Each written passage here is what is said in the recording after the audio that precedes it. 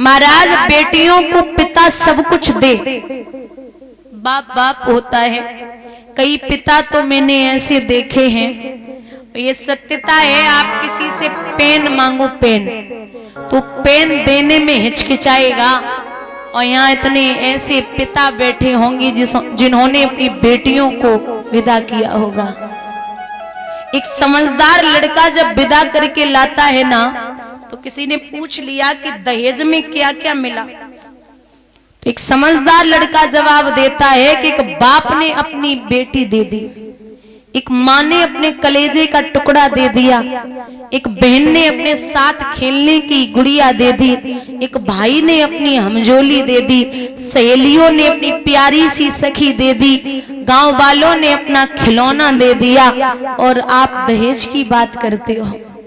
मैं पूरे गांव की रौनक लेके आया हूं अपने दरवाजे पर, जो मौत से लड़कर के मुझे पिता बनाएगी, जो जीवन पर्यंत तक बिना तनख्वाह के मेरी सेवा करेगी, जिसका मैं कर्ज नहीं चुका सकता, ऐसी बेटी लेके आया हूं, और आप दहेज की बात करते हैं। कितना भी गरीब बाप हो, लड़के वाले दहेज मांग लें तो बुजुर्गों, कई पिता ऐसे होते हैं कि जो सामान दिया जाता है ना शादी में लड़की को, उसकी पेंट छूट जाए, लेकिन बाप के सर का कर्जा नहीं उतर पाता जीवन भर। आप कहीं भी भोजन करने जाओ और भोजन अच्छा न बने तो कह सकते हो कि थोड़ा सा इसमें नमक कम है या मिर्ची ज्यादा है, लेकिन कोई पिता अगर अपनी बेटी की शादी कर रहा है और थोड़ा सा भी कुछ गड़बड़ हो जाए तो उसमें ये कभी मत बोलना कि आपने भोजन अच्छा नहीं बनाया, क्योंकि पिता उस दिन के लिए पूरे जीवन भर कमाता है। कई लड़कियां सज धज कर के जयमाला डालने के लिए पहुंच जाती हैं, लेकिन पिता इतना मायूस रहता, उसे भान नहीं रहता है, वो पिता खुद के कपड़े बदलना ही भूल जाता है। बेटी को आशीर्वाद देने ऐसे ही पहुंच जाएगा, लेकिन खुद का भान नहीं है कि मैंने कपड़े ही नहीं बदले। इतना प्रेम होता है बेटियों से।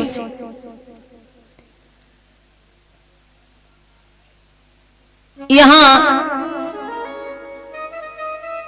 जब विदा कर रहे, सब कुछ दिया,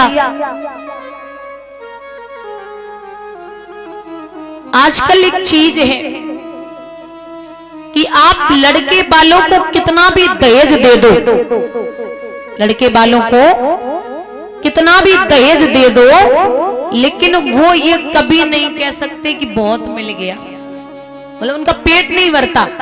चाहे खुद का बाप मकान गिरवी रख दे या बेच दे तब भी दे दे, तब भी उनका पेट नहीं भरता। एक बड़ा प्यारा उदाहरण आता है कि एक बाप के 3 बेटियां थी। ध्यान से सुनना, एक पिता के 3 बेटियां, वो बड़ी बेटी की शादी कर रहा था, तो जब शादी की तो जो दामाद था वो बारोठी हो रही थी, रूठ गया, बोले हमें गाड़ी चाहिए। तो जवाब दिया, आप गाड़ी मांग रहे हैं और हमारी 20,000 रुपए 25 की नौकरी है, गाड़ी कहां से दूंगा, हमारे 2 बेटियां और हैं। तो दामाद झगड़ गया, बोले अगर गाड़ी नहीं दी तो मैं बारात वापस ले जाऊंगा, लेकिन गाड़ी तो चाहिए।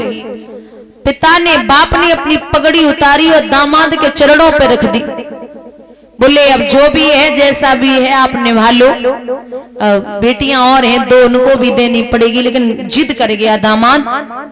तो बेटी बोली पिताजी अगर है नहीं तो कोई बात नहीं, आप इन्हें बारात वापस ले जाने दो, बेटियां बेटियां होती हैं। लेकिन बाप की इज्जत का सवाल था।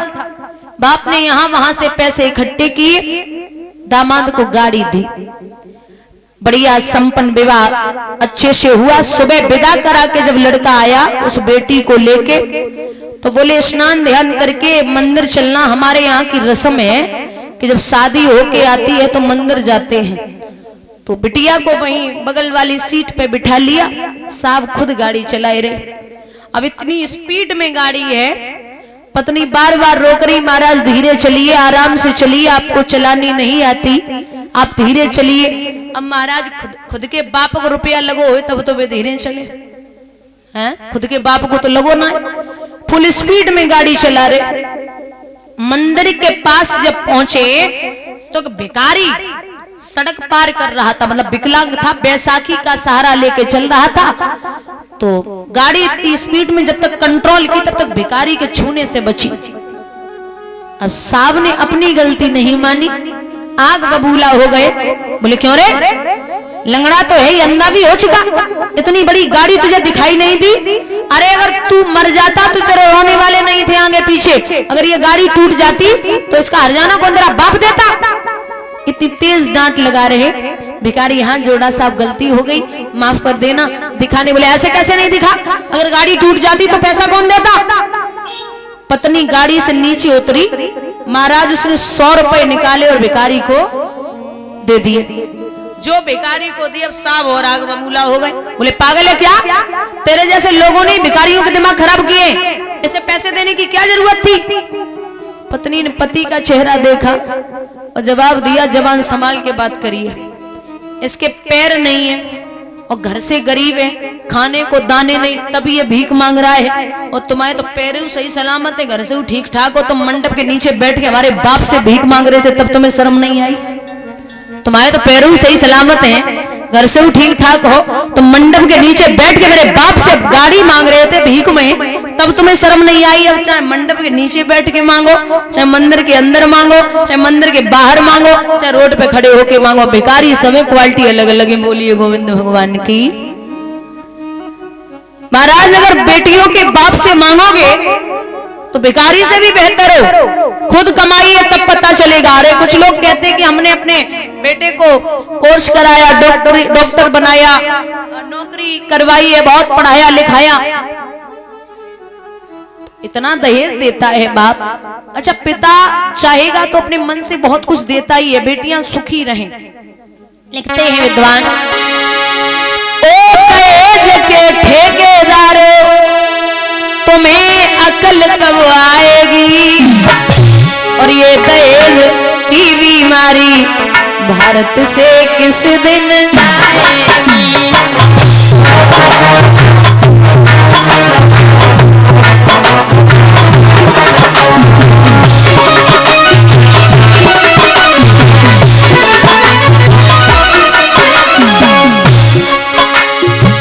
आज हजारों कन्याओं को जहर निगलते देखा है, आज हजारों अबलाओं को ट्रेन से कटते देखा है।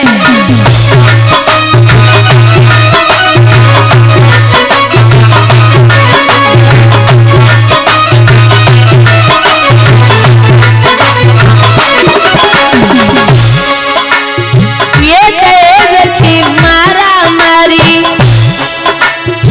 जाने किस दिन आएगी, वो दहेज के ठेकेदारों तुम्हें अकल कब आएगी।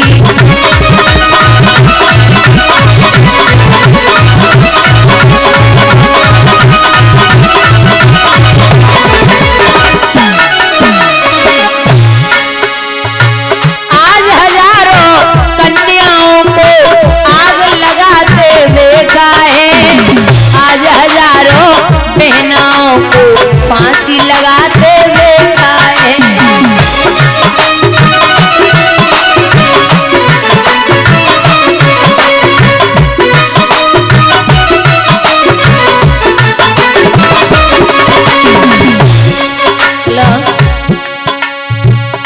नैन बिना दे सूनी किला जांज पे तोपन खाई,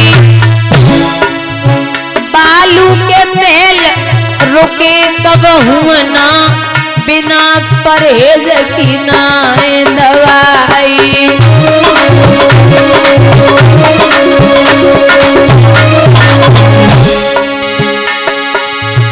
वो घर कब न पनप सके, जमी बालक छोर चटोर लुगाई, बे नीच माँ पापी जो झूठी बात पे देत गवाही।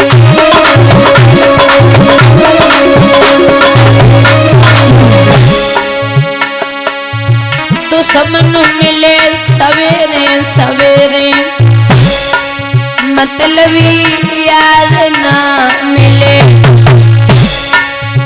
औरत गोरी हो जाए काली, करकसा नारे ना मिले।